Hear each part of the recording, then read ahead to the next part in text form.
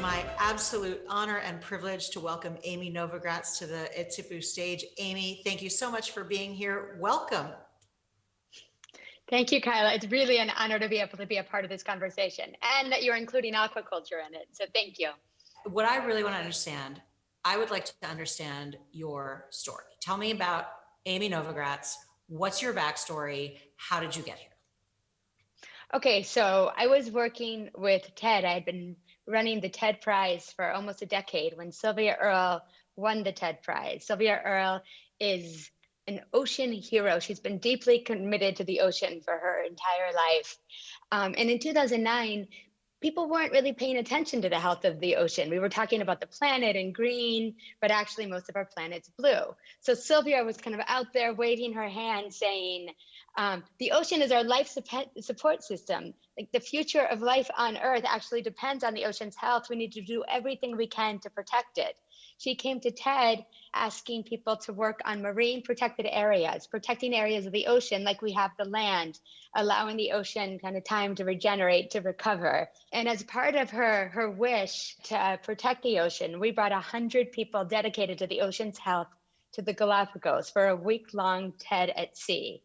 I happened to meet my partner on that boat, and we were inspired to do something together. So we started looking for businesses that we could start that would impact the health of the ocean. We looked at overfishing. We take a lot from the ocean. 3 billion people on this planet depend on the ocean for food. Over 17% of protein on Earth comes from the ocean. And quite frankly, our ocean can't handle even the current demand.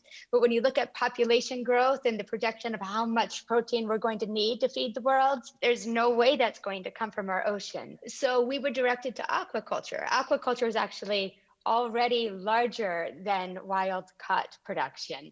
And yes, aquaculture has challenges. There's unsustainable feed, there's disease, it's opaque, it's a fragmented industry. We've probably all heard of human rights violations in aquaculture.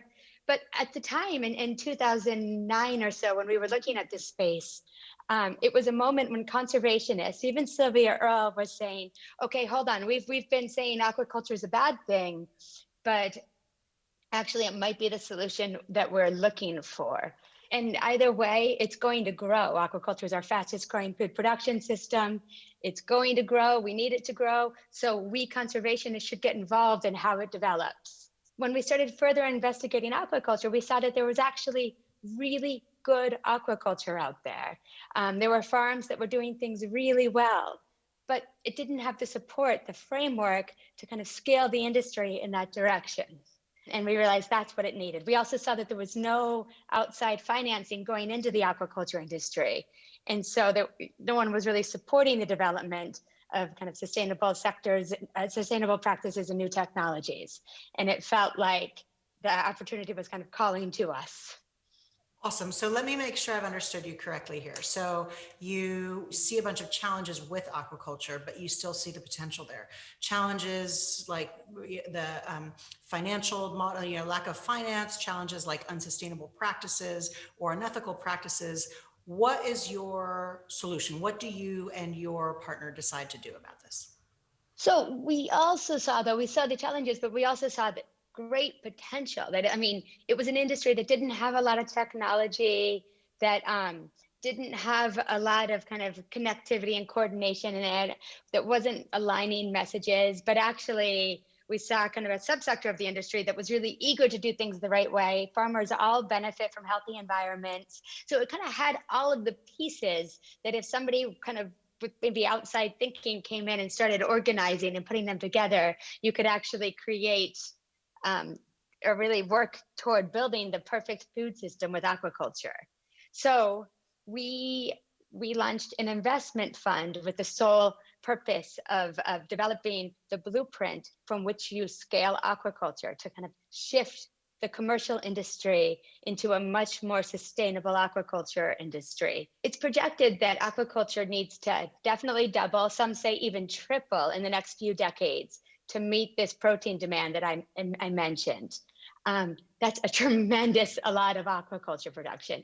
So we urgently need to kind of make this blueprint of sustainability the norm, if you will. So we're investing in alternative feed ingredients. We're investing in ways to detect disease early, new ways to treat disease, really showcase farming operations, and also farming operations that are working on catalyzing local farming industries, like our tilapia farm in Mozambique. We're investing in aquaculture all along the value chain to really kind of redesign the system and get aquaculture to kind of a systematic place where it works from seed to plate. Can you tell me about some of your investments? What are they doing? Some of the folks that you're working with. I mentioned feed already. I mean, first of all, we think feed needs its own kind of redesign. We don't want fish feed to depend on wild caught fish. That makes no sense to feed farm fish from the ocean. We also think soy is not a perfect fish feed ingredient. In an ideal world, feed will primarily be made up of insects, microbes, algae. We have investments in different areas of feed ingredients. One, Callista, is a microbial feed ingredient company. They're producing microbes that are almost an identical, I think it's a 99.9% similar amino acid profile to fish meal. It's fully traceable. It has great growth rates. It's been proven already in a number of species. It uses very little land, very little water. Callista, it's kind of taken a while to kind of get the story out there, get it up and running. About 5 years ago, they started a market introduction facility where they were producing enough for trials and to kind of start getting the use case proven. They're now actually building their first commercial scale factory in China. They have partners like Adissio, BP, Temasek. So really bringing in kind of the big guys committed to scaling sustainable aquaculture ingredients. E Fishery is a great example of a transformative technology.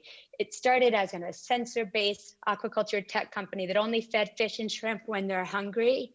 It's an Indonesian company. Indonesia is like number 4 when it comes to aquaculture production in the world. I think they have 4.5 million fish farmers. Feed itself is a big issue, but actually the way we feed is another challenge in aquaculture. Overfeeding, it's resource waste, it's cost waste, polluting, underfeeding it's bad for fish immunity. It's got its own section of problems. So feeding optimally is really key and shockingly really rare in aquaculture. This company, just through the feeding technology, saves up to 24% of feed each cycle, but now it has all of this other data. So it's actually kind of a full IoT system that's offering farmers financing, offering them to help sell their fish, so market access. Really, they're serving the farmer kind of in every way, in a way that they have data kind of backing their solution. They're working with tens of thousands of fish farmers in Indonesia, and they're just getting started. Kind of another tech company that's a great example about where aquaculture is going to go. Expert Sea is a Canadian company that's built a marketplace. So it's also kind of uses AI data to bring insights and better performance to fish farming, but then it uses that data to connect buyers and producers and really bring transparency, traceability, way more efficiency, and a better deal kind of for both ends. Farmers are able to get kind of same day payments. So instead of kind of missing a cycle, they're able to start farming again right away. And when you think about what like a digital data-driven marketplace can do to the future of transparency, consumer understanding, protection practices, and then also bringing in financing as this company is doing, but insurance, et cetera, they're all of a sudden really kind of modernizing and changing the game of aquaculture. And then one other company, because it's a big area of concern in aquaculture. We use way too many antibiotics in aquaculture, and we absolutely cannot kind of move into the future with antibiotic use as is.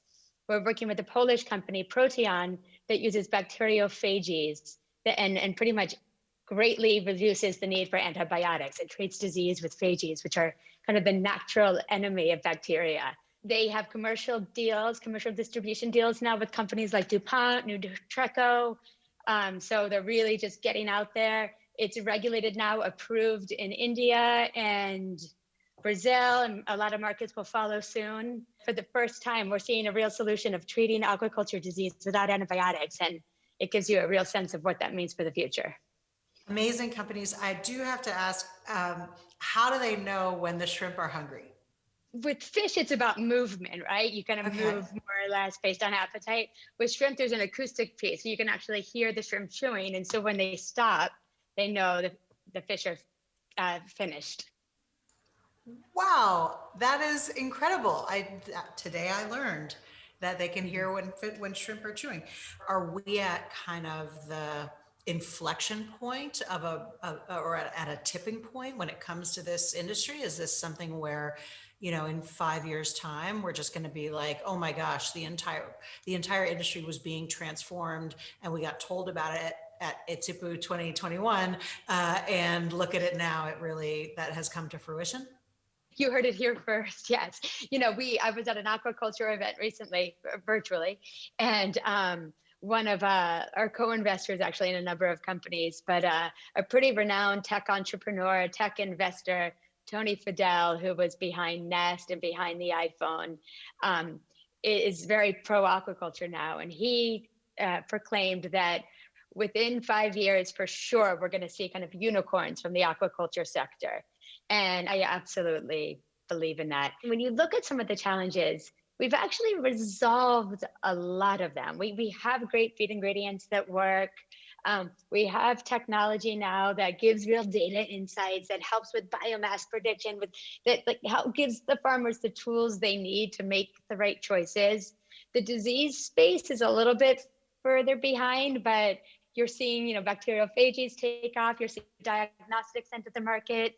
You're seeing that it's catching up pretty quickly. Now it's about investment and scaling those solutions. So I think in 5 years, we're going to have some really incredible success stories. Aquaculture will have a track record that it didn't have before. In 10 years, there's going to be industry-wide adoption, and we're talking about kind of a different industry at that point. When I think about aquaculture, I think about farming fish. I don't think about cellular agriculture or cellular protein. And yet you have made an investment in a cellular protein company, the one that we have a speaker here at E Tipu who is chief executive of that company. Can you talk to us a little more about your activity in the space of cellular aquaculture? So SHIAC is our first investment into cellular aquaculture, but one we're really excited about because of, who's running the company. And also they seem to be kind of really ahead of the line when it comes to having a product that will be in the market in the next year or so. One of the things we really love about aquaculture is that it is really diverse. We're farming hundreds of species right now. We want to do what we can to make sure it's not kind of the chicken of the sea, or even worse, the bananas of the sea. We want to make sure to kind of embrace the diversity that is aquaculture. I think the future of food will be diverse, and it's going to be part cell-based, part plant-based. It's going to have a lot of different elements. I mean, aquaculture itself has, aside from the many species, it has different systems. They work for different markets, different environments, and we should keep that diversity. And so I think the cell-based seafood industry can learn a lot from aquaculture production. Aquaculture can learn a lot from cell-based, and there's probably some real knowledge and tech transfer to be had there. But in general, our mission is to kind of keep fish in the sea while keeping great protein choices on people's plates, accessible protein choices on people's plates. So SHIAC kind of was a natural choice to start getting involved in that space. If you were advising the New Zealand aquaculture industry in terms of how to be future ready for what the market is after, what would your advice be? I mean, I would invest in alternative feed ingredients, and salmon typically are really carnivorous. They've eaten a lot of fish meal in the past, and most of the salmon industry, we've replaced that fish meal with soy, which is not a natural ingredient for a salmon diet. They don't digest it well. Usually they need a ton of additives to be able to digest it at all. Look at insects, microbes, things that actually are natural, high in protein, healthy, much better environmental footprint. So I think starting with feed ingredients is a big deal. We work with a consumer company in the US that is producing aquaculture product and kind of telling the story of how it was produced. And I was really surprised, even a few years ago, the number one question that comes in from consumer is, what are the fish fed? Where when we started, I thought that was like too technical and no consumer wanted to get that detailed. People get it and they understand how it affects their own health now. So feed is something that is vital to change for the planet itself, but also our own. Awesome. All right. So we have a question from Filiberto, which is, what is the advice you would give to someone who wants to follow a similar path in agri-tech? I mean, we started by really like listening to the industry, to what their needs were, to what hadn't worked before. We talked to anyone we could find that had ever tried to invest in aquaculture. So we started just through listening and learning. We created a fund structure that was completely customized to those learnings. The aquaculture industry kind of told us traditional fund models won't work here. It's going to take longer to really build, to really get it right.